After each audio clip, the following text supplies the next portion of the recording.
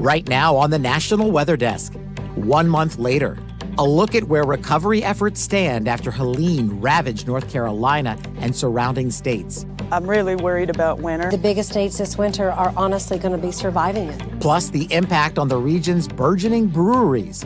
With no potable water, they haven't brewed in a month. We'll help you better understand the jet stream. Becomes a big player this time of the year in weather patterns all across the northern hemisphere. And why you shouldn't trust weather folklore to deliver your forecast. There's no way that it can really tell us what to expect. And how to make sure your ceiling fan is ready for the winter cold.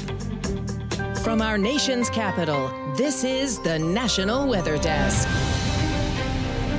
And a very good morning and welcome to the National Weather Desk. I'm WJLA Senior Meteorologist Brian Vandegraff. Well, it's been 1 month since Hurricane Helene killed at least 225 people and caused widespread devastation across the Southeast. With an estimated $53 billion in damage just in North Carolina alone, Helene is already one of the costliest storms in U.S. history. Mina Durison shows us where relief efforts stand now. The last few nights have been below freezing. They got hit pretty hard. John Council has been organizing relief and making home visits since the storm. It takes a certain type of person to carve out an existence here. Council is checking on people like Ruthie Baker, whose mobile home was parked by the riverbank the night of the floods. We moved when we saw campers, tiny homes, and cars floating away. It did tear up the bottom of the camper, so right now it's largely fix the insulation in the bottom so that we can try to stay warm. I'm really worried about winter. Staying warm is the challenge on everyone's minds. Immediate recovery efforts were focused on getting power and water back and clearing the roads. Did you find everything else you need? But last week the area got its first snow and temperatures below freezing. These are incredible right now. What are you hearing from people at the resource desk when they come in? Heat is a big one because it got cold really early this year. Ashley Gallagher turned her skate shop into this massive relief operation. We heard just while we were there, 2 people come in looking for heaters. Yeah, it gets really cold. We've had frost the last couple mornings. And you built this barn? I built this barn. Ronald Wise is 96 years old. And I'm guessing it didn't always look like this. No, it never did look like that. And has lived here for almost 80 years in a house heated by a wood stove. The storm unleashed mudslides that destroyed his barn, wood splitter, and firewood he's been stockpiling for the last decade. You had enough wood to last you till you're over 100? Yeah. And now what do you have? I have one winter maybe. The biggest states this winter are honestly going to be surviving it. For volunteers like Sherry Trice, the first frost of the year was a warning sign of the danger to her community as the storm slips out of the headlines. Well, Asheville's beer and brewing culture is perhaps one of its most recognizable features for out-of-town visitors. Well, Helene ripped apart many of the area's riverside locations, and water system issues have left brewers unable to brew. Justin Berger spoke to a local brewer to better understand the impacts. Shipping containers pushed around like logs, 1.5 million empty cans scattered. Raw materials, storage, packaged beer ready to be shipped out, it all lived here off the banks of the French Broad River. And then, of course, we had our busiest tap room in Asheville. We had a workshop, we had our corporate offices, all that was here. Adam Charnack and Highwire have been in Asheville for more than a decade. They have 3 locations. They make beer, at least they used to. With no potable water, they haven't brewed in a month. We're a little bit in a holding pattern until we can get that. We have pivoted. We are brewing some beer with some brewery friends of ours in Charlotte right now, so we can keep taps flowing. And we're gonna actually bring in a tanker of water, not to brew with, but mostly to help us package the beer that's already in our tanks. But for now, it's just so impacted right now. As we see debris wheeled out from somewhere in your building. That's my conference room, or at least some of the chairs from it, but there it goes. They rebuild, working with insurance and the Small Business Administration. But Capitol Hill gridlock is having real-world consequences. It gets pushed back. I mean, it could be a whole nother month without funding for us, which would be pretty cataclysmic. They don't know the timeline. It doesn't matter. We're in it for the long haul. We're Asheville made, Asheville born, Asheville brewed, and we're not going anywhere. So we're in it for the long haul. Their slogan, good beer and good times. We got good beer still. We just got to get back to the good times. Well, the Pacific hurricane Christy is churning right now. Still a major Category 4 storm with maximum sustained winds of 150 miles per hour. It was briefly a Category 5 yesterday for some time. It is not a threat to land. Christy actually formed from the remnants of Tropical Storm Nadine, an Atlantic storm that broke up over Central America last weekend. Well, one of the main factors for colder temperatures is the shift in the jet stream, and meteorologist Brandon Stover gives us a closer look at these shifts and explains how the jet stream impacts different portions of the country. The jet stream's a ribbon of faster wind in the upper atmosphere that separates cold air to the north and warm air towards the south. So anytime we get this little dip in the jet stream, we call that a trough. That allows cold air to come down from Canada. Meanwhile, when the jet stream builds north, we call that a ridge. And that allows warm air to come up from the equatorial regions. Now, in the summertime, the jet stream's not as strong because the temperature contrast isn't as sharp. Say up in the northern central plains in summertime, you could be in the 70s. Meanwhile, in the deep south, you're 95 degrees with high humidity too, of course. But that's only a 25-degree temperature change. So the jet stream tends to blow a little weaker in that setup. It's late fall and winter. That's when the jet stream is especially strong.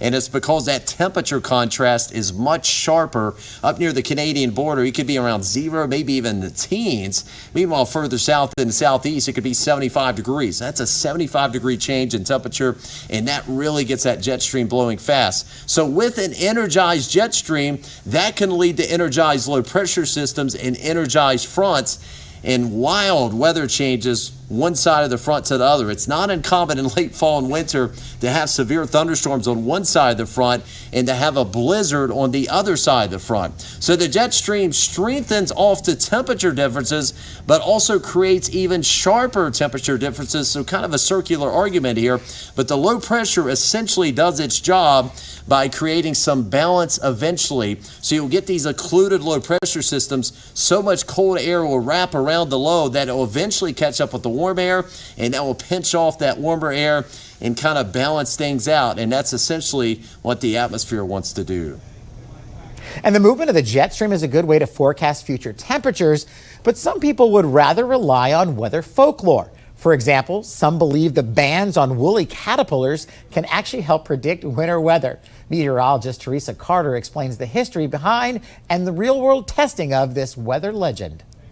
These caterpillars and their legendary ability to predict winter weather have been part of American folklore since the colonial era, but were popularized by entomologist Dr. Howard C. Curran. In 1948, Curran headed to Bear Mountain, New York to study the caterpillars. There he found that over half of his test subjects had wide orange bands, meaning the upcoming winter would be milder than average. And in fact, it was. Dr. Curran continued his study for 8 more years, but was never able to fully conclude whether the woolly worm was a reliable prognosticator. But the folklore continues to this day, saying that if their rusty band is wide, it will be a mild winter. The more black there is, the more severe the winter. Only time will tell for this winter. Now let's check in the weather for some festivals across the country this weekend. We'll start here in D.C., where actually more than 30,000 runners will take part in Sunday's 49th annual Marine Corps Marathon. It should be great weather with temperatures in the 40s at the start, rising to about 60 degrees later in the race. Rehoboth Beach, Delaware will host the 34th annual Sea Witch Festival today through Sunday. It's been named one of the weirdest and best fall festivals. And the weather this weekend will be great with partly cloudy skies and highs ranging from the upper 50s all the way into the upper 60s.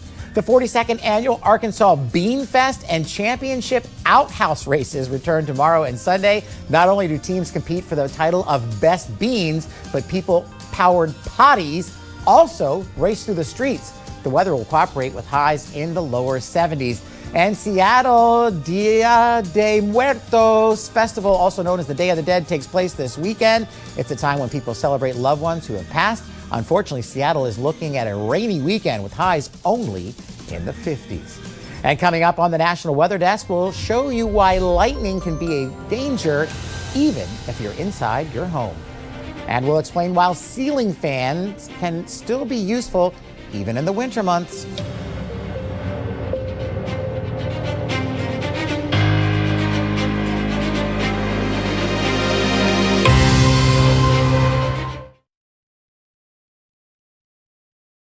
I'm meteorologist Charlie Lopresti with Look at the Northeast. We have another beautiful day on tap in the Northeast to end out the work week. Highs today will be in the upper 50s and low 60s with unlimited sun. We're starting the day with temps in the 40s, but look at afternoon highs. Looks pretty nice with a lot of sunshine. The exception, parts of western New York, some more clouds move in. There's a very weak front moving through early in the weekend and maybe an isolated shower on Saturday, but the overall trend will be for slightly milder temps on Saturday with highs low to mid 60s. I'm Chief Meteorologist Gerard Jabali. Here's a look at the Mid-Atlantic region. We are sunny and dry to at least go through your Friday and much of your Saturday. However, we do have a front approaching through the overnight hours on Friday night. Could bring a spotty shower or two. Not likely to be a big rainmaker at all. But temperatures will take a bit of a dive later in the weekend. We recover a bit to the 60s tomorrow afternoon after a chilly start and even some cooler temperatures in the morning on Saturday morning into Saturday afternoon into the 60s. I'm meteorologist Vitas Reed. Here's a look at your southeast forecast highs for the day. It looks like we're seeing a beautiful Friday afternoon as we see high pressure and control over the southeast. Atlanta looking at comfortable temperatures at 84 degrees, a little cool in Raleigh at 76. 86 in Mobile, Tupelo coming in at 88 degrees. Jacksonville, about 85 degrees. West Palm, 82. So you can see mainly clear skies. We'll continue to see that through much of the day. A weak front is over parts of the Ohio River Valley, but it should stay up in that area, giving them some clouds, but looking dry across the southeast.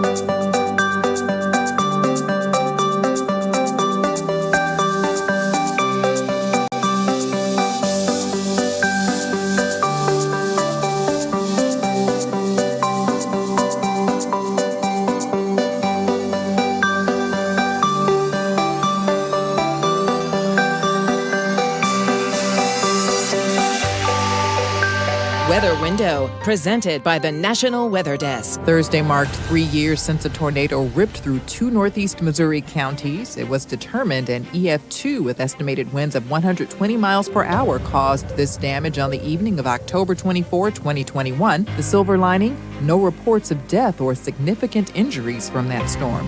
The same day, 6 tornadoes also struck southeast Missouri and southwest Illinois.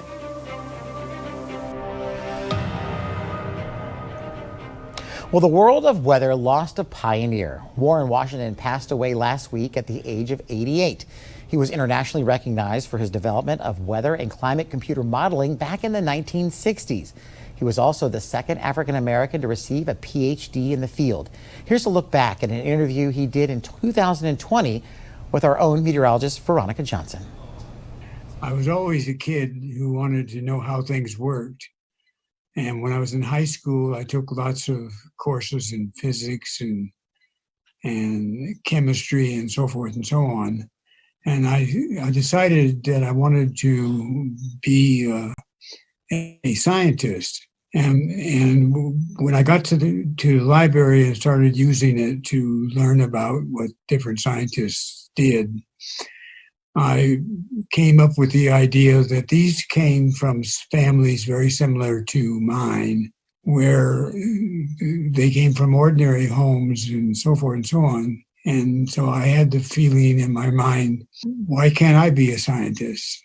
When you were coming up, who was it that you looked up to as a mentor, as someone where you could see yourself doing that? Did you have anybody? Chemistry teacher, she was very good.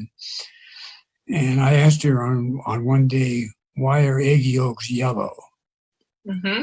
And she says, why don't you find out? And that started me on the search of because I got something called the Handbook of Chemistry. And I couldn't read all of it because I didn't understand all that stuff. But I did learn that there were sulfur compounds in egg yolks. And they came from chickens eating seeds. Of all the awards that you have gotten over your lifetime, is there any that made you say, oh my gosh, wow, I really have made it now? I guess it was the National Medal of Science. It was a wonderful ceremony at the White House. Well, many places are seeing peak fall foliage right now, and meteorologist Jeff Exline is in Ohio and recently posted on TikTok about the leaf colors there and why they are so vibrant. We're reaching peak color in the Ohio Valley when it comes to our fall foliage, a wonderful time of the year. And it's been a great fall when it comes to the color of the leaves, mainly because of the weather conditions. Ideal conditions are sunny, mild to warm days, clear, cool nights, and we've been experiencing a lot of that over the past several weeks. Because of that, the color is splendid. And those colors continue to pop. In the woods along Lake Michigan, it's a celebration of fall color and hiking through crunchy leaves to mark the anniversary of a nature center that turned 50 this year. Eric Peterson has the story. Today is hike number 43 of our 50 Hikes for 50 Years series. So to celebrate Woodland Dunes turning 50, we've had a guided hike every single week. And this hike, perfectly timed, is hike number 43, where we're going to learn all about fall colors and see what other fun fall things we can find. Woodland Dunes Nature Center naturalist Kennedy Zittel says Tuesday's trek begins on the Black Cherry Trail. She says the guided hikes are popular. Scotty Dayton is from Manitowoc. I've been on most of them when I could get away. It was wonderful to see the prairie in August in full bloom. The aromas, you can't begin to imagine what nature smells like because we've lost that all. But you can grab a little bit of it here at Woodland Dunes. For nearly a mile, hikers experience the sights and sounds of this trail. The leaves can turn anywhere from yellows, browns, oranges, reds, maybe even some purples. So lots of fun colors to see. Hear a lot of birds singing. A lot of the squirrels have been really out and about lately. Zittel says fall colors in this area tend to flourish in weather conditions that are cool, dry, and sunny. The fall colors only last for such a short amount of time that it's just so surprising to see all of these beautiful colors when you're so used to either the greens or, hate to say it, but when winter comes and all the leaves are gone. Getting to see all of these beautiful colors on the trails where we hike through all the time, just seeing that, wall of green adds a different level of excitement to it. Meteorologist Andrew Buck-Michael is great at interacting with viewers, and he recently started a new series where he's answering weather questions people sent him on Facebook. Hey everybody, Andrew Buck-Michael back with another round of your weather bucket questions. So let's get to them right here. By the way, just go to my Facebook page, look for this post pinned right to the top, add your question, and we'll add them to the weather bucket. All right, first question coming in from Osi. Can you take a bath during a storm when there's lightning? Not recommended. Bath and shower, you're standing in the water. Water conducts electricity. If lightning happens to hit the house, that's not where I'd want to be, inside the shower. Another question here from Jerry. This one's kind of a long answer, but I'm going to try to shorten it up as much as possible. What is the difference between humidity, relative humidity, and what's its relationship to the dew point? Humidity is when you measure what percent of the air has moisture in it. When the dew point and the temperature are exactly the same, you have 100% relative humidity. As those numbers separate, you slowly drop away from 100%. So that's the best way I can kind of wrap it up here really quickly. A bunch of great websites with equations to calculate those. Again, thanks everyone for the questions. If you have any more, send them in on this video right here as a comment, and I'll add them to the weather bucket for the next round. Friday means it's time for the weekend football forecast, but tonight is also game one of the World Series between the Yanks and the Dodgers. So we asked meteorologist Katie Morgan to start in LA. Lots of sports action this weekend, and thought we'd throw you a curveball. Starting off with a game tonight in LA. Temperatures looking pretty nice for World Series Game 1 with the Yankees in town taking on the Dodgers. We'll be in the mid-60s at first pitch and looking at increasing clouds and maybe even some patchy fog later in the evening hours. But a relatively cool night for LA standards. As we take a look then at some of our Saturday football matchups, we'll start in Tennessee. Big game. Texas in town taking on a hot Vanderbilt team right now. Lots of sunshine. Temperatures looking to be in the mid-70s. Over to the east here, Notre Dame taking on Navy, and this will be in East Rutherford, New Jersey. Sunshine and 64 and a night game taking place. Cincinnati visiting Colorado in Boulder. We'll be in the mid-60s with a few clouds around. Then we'll start with the Cowboys 49ers, the night game for Sunday night. Temperatures in the low 60s with mainly clear skies in San Francisco. And then the Bears visiting the Commodores in D.C. area. Temperatures look to be in the mid-50s with plenty of sunshine. Hope you're having a great start to your Friday. I'm meteorologist Katie Morgan. And as we head to break, we take flight over the Potomac River at Point of Rocks, Maryland.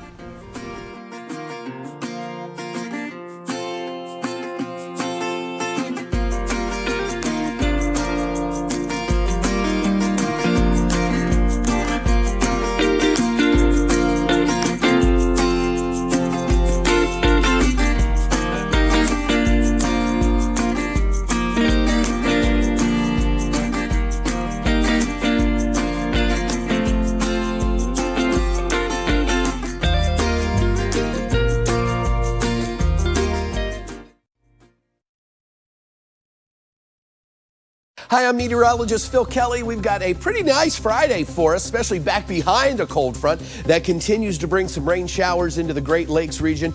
Air back behind it, about what we should be this time of year. Into the upper 50s to low 60s. Plenty of sunshine, 64 as we get into Springfield on Saturday. That sunshine pushes into the Ohio Valley as well. And a perfect ending to the weekend. Good morning, I'm meteorologist Alex Garcia. Here's a look at your regional weather. It's pretty nice this morning out here from Amarillo, back over into El Paso. 50s and 60s, not too bad out for Oklahoma City. Still a little warm and humid down toward the south. We'll watch this weak front just kind of stall out just north of south central Texas and Louisiana and Arkansas, so it won't be bringing much cooling during the day there. Otherwise, temperatures will drop down nicely, but it'll still be pretty warm. I'm meteorologist Alex Garcia. That's a look at your regional weather. Well, hi there, and a good Friday morning to everybody. I'm meteorologist Shannon O'Donnell. Winding down slowly but surely the month of October with some more heat. Look at Phoenix at 98, still well into the 60s and the 70s around coastal California. Beautiful time of year in the city by the bay, and a cool 57 out of Spokane. Really pretty quiet out west because of our big ridge of high pressure, but you can see that approaching storm that is going to coax some gusty winds near the BC border in Washington by Friday night. And that's the scene from here.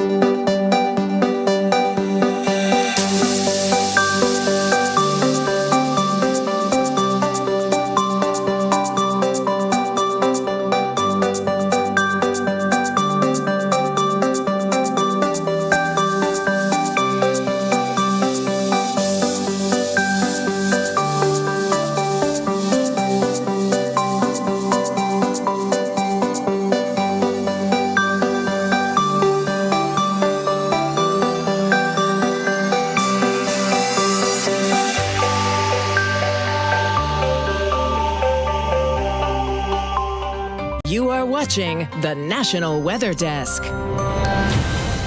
Well, temperatures are cooling as fall progresses. So does that mean that ceiling fans are going on vacation until next summer? Well, meteorologist Lindsay Storrs explains how this summer staple is actually useful in the winter too. As the temperatures get cooler, you don't need to stop using your ceiling fan. You simply need to switch the direction in which it's rotating.